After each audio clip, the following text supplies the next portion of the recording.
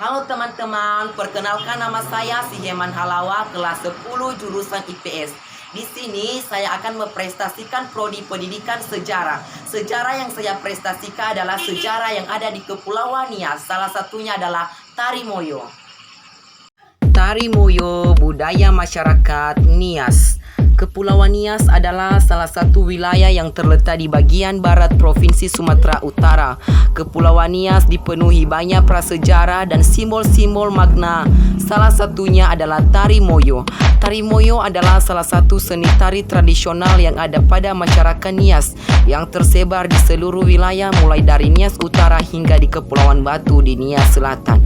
Tari Moyo atau dikenal dengan tari elang adalah tari yang diperhatikan di Kepulauan Nias. Ragam gerak dan variasi yang berbeda-beda.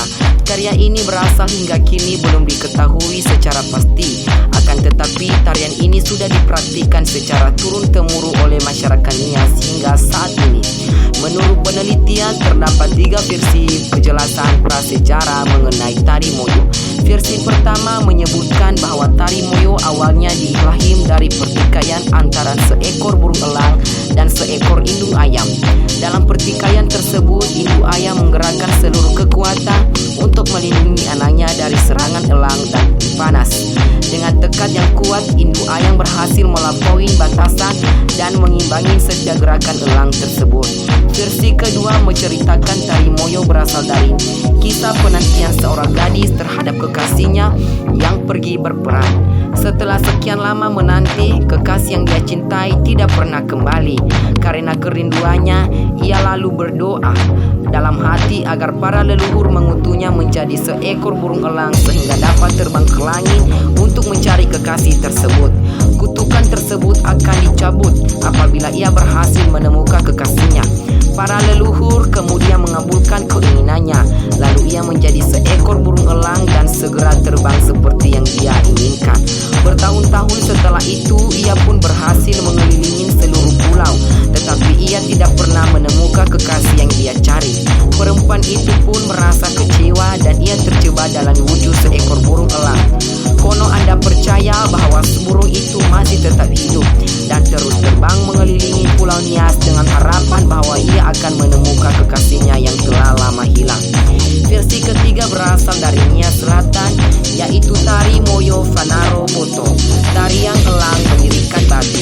Versi ini mengatakan Tari Moyo adalah bentuk penghormatan terhadap para pemuda yang dianggap berjasa dalam melindungi desa dari musuh. Tarian ini adalah penghargaan terhadap para prajurit pemberani berupa upacara Fanaro Bato.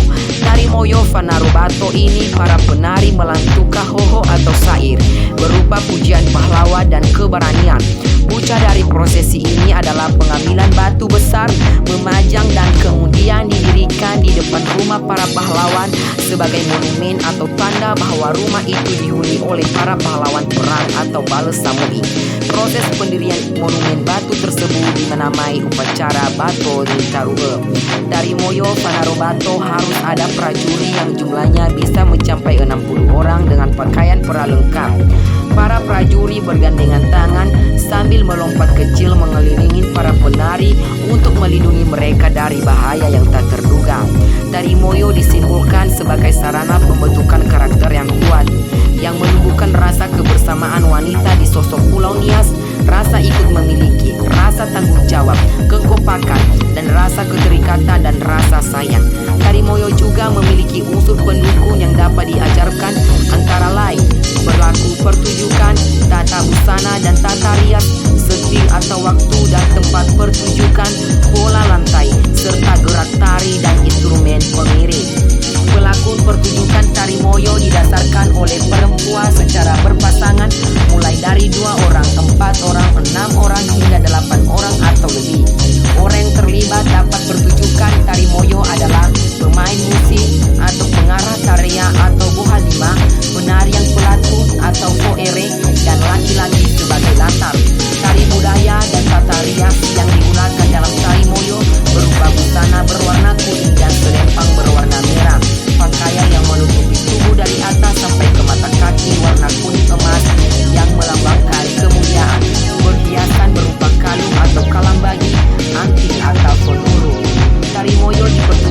pada pagi, siang, atau sore hari yang bertempat di lapangan terbuka.